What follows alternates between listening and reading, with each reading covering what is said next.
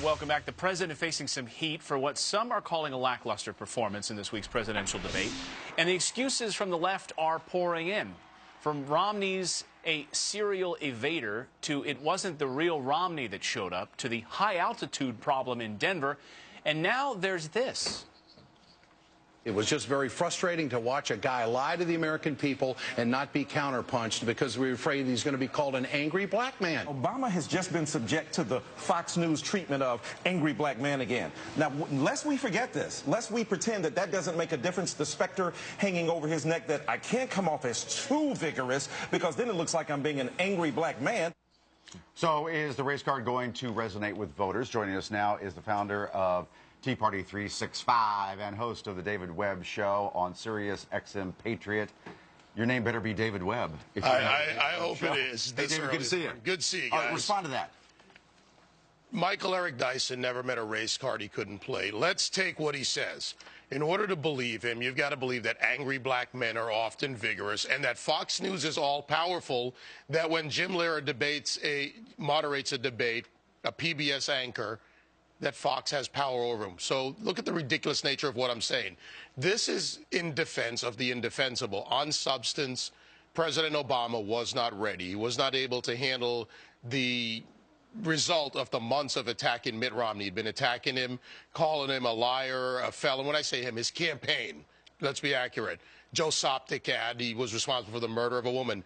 Now President Obama had an unfiltered meeting with Mitt Romney, and they were face-to-face. That's a difficult position, so Ed Schultz lied about it. Axelrod, dishonest and liar. So they're pushing a narrative of negative, much like the president said he would do when he said if you have nothing to run on, you make your opponent someone to run away from, to paraphrase. In Philly, just a couple days ago, we were talking about this, and I was talking to a Republican strategist, African-American, and she was saying that black men sometimes do have to worry about this, whether it be in business or any field. Why? Well, then some white people in our society do react to a strong point of view as, oh, you're angry, you're an angry black man. I reject that. It's a ridiculous proposition. You are who you are.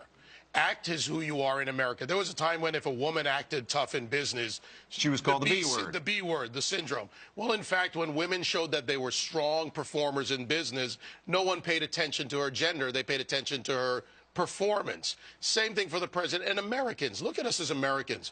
We respect the strength of a president who stands up for us, stands up for his policies.